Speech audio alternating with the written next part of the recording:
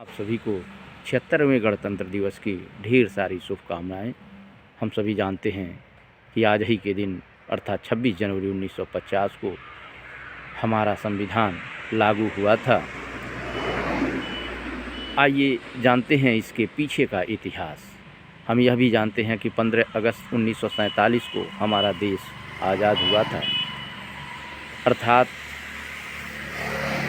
18 जुलाई 1947 को अंग्रेज़ों ने एक अधिनियम पारित किया था जिसका नाम था इंडियन इंडिपेंडेंस डे 1947।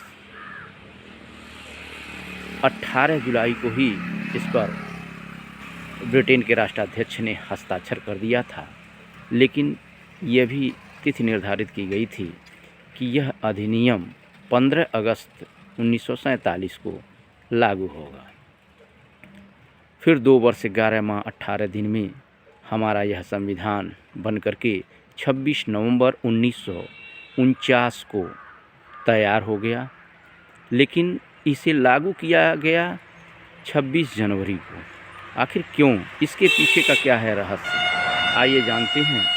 31 दिसंबर 1929 को लाहौर में एक कांग्रेस का अधिवेशन हुआ था।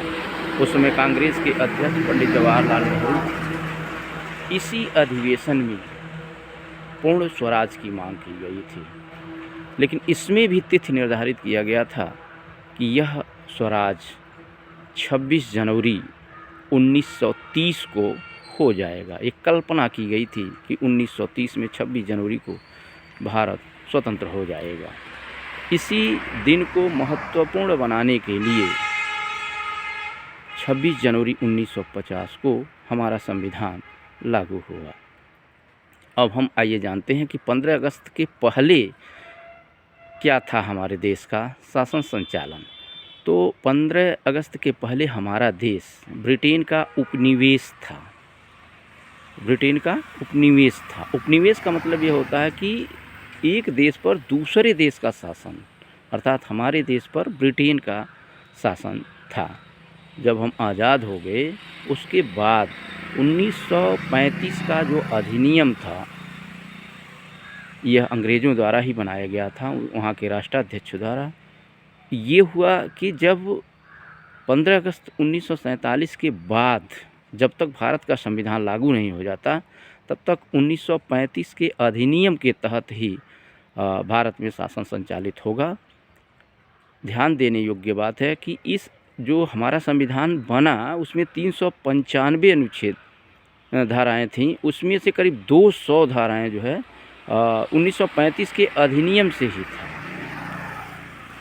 इस अधिनियम का हमारे देश में बहुत आज भी जो है हम ज़्यादातर उसी को फॉलो करते हैं।